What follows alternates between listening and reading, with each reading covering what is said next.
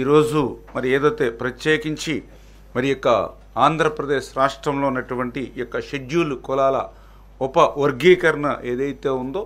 దాని ఆర్డినెన్స్కి సంబంధించి ఈరోజు క్యాబినెట్ ఆమోదించడం జరిగిందని చెప్పి మీ ద్వారా ముందుగా తెలియజేసుకుంటూ ఉన్నా. ఏదైతే మరి గతంలో కమిటీ ఇచ్చినటువంటి రిపోర్ట్స్ ఏదైతే ఉన్నాయో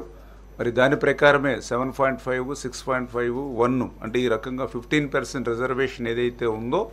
మరి ఆ రిజర్వేషన్ కూడా ఏదైతే జనాభా ప్రాతిపదికన అంటే రేపు భవిష్యత్తులో ఏదైతే జిల్లాల వారీగా జనాభా దామాషా ఏదైతే ఉందో దాని ప్రకారం కూడా భవిష్యత్తులో ఆ యొక్క జనాభా దామాషా వచ్చిన తర్వాత అమలు చేసుకునేటువంటి విధంగా మరి ఈరోజు క్యాబినెట్లో కూడా డిస్కషన్ కూడా జరిగిందని చెప్పి తెలియజేసుకుంటూ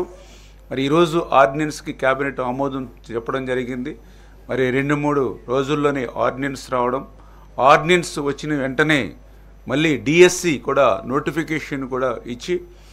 45 రోజుల సమయం ఇచ్చి సాధ్యమైనంత వరకు రేపు విద్యా సంవత్సరానికి ముందే ఆ డిఎస్సి ద్వారా కూడా ఈ వర్గీకరణ ఫలాలు అందించాలనేటువంటి ఆలోచనతో కూడా ఈ ప్రభుత్వం ఉందనే విషయాన్ని కూడా ఈ సందర్భంగా తెలియజేసుకుంటూ ఉన్నాం.